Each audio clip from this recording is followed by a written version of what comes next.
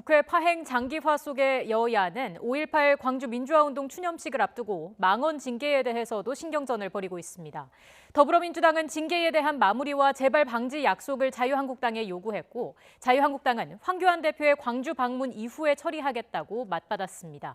국회로 가보겠습니다. 우철희 기자. 네, 국회입니다. 네, 5.18 민주화운동 추념식을 이틀 앞두고 있는데 여야가 신경전을 벌이고 있다고요?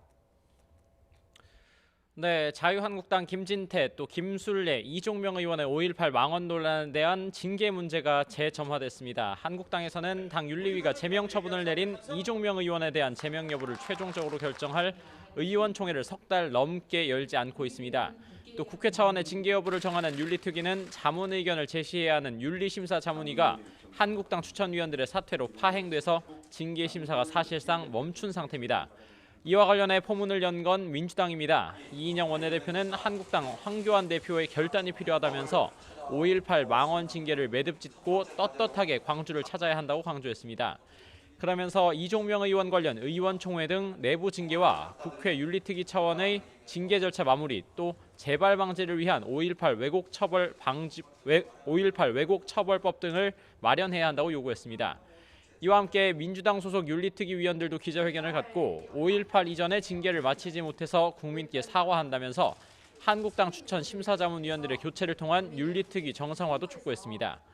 이에 대해 한국당 황교안 대표는 거부 입장을 밝혔습니다. 황교안 대표는 징계가 마무리된 부분도 있고 아닌 부분도 있다면서 오는 18일 광주 방문 이후 빠른 시간 안에 처리하겠다고 반박했습니다.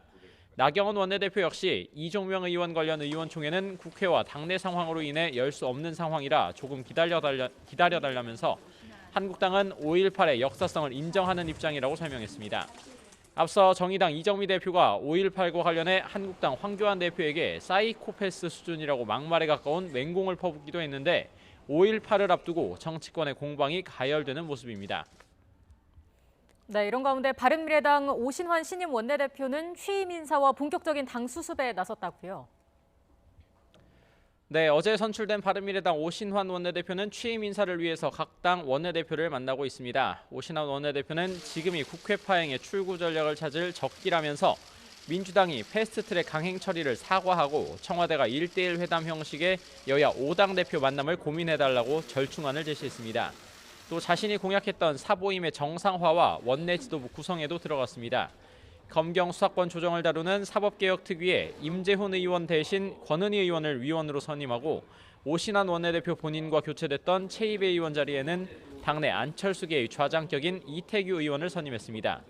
또 함께 원내 지도부를 이끌 원내 수석 부대표에도 안철수계인 초선의 이동섭 의원을 발탁했습니다. 앞서 손학규 대표를 비롯한 현 지도부 퇴진을 공약으로 제시한 오신환 원내대표는 오늘 손학규 대표와 만날 예정이라고 언급했습니다. 하지만 손학규 대표는 오신환 원내대표의 당선으로 공석이 된 사무총장에 측근 임명을 검토하고 있는 등 물러서지 않겠다는 의지가 강한데 잠시 뒤 기자간담회를 통해서 여러 입장을 밝힐 예정입니다. 지금까지 국회에서 YTN 우철입니다.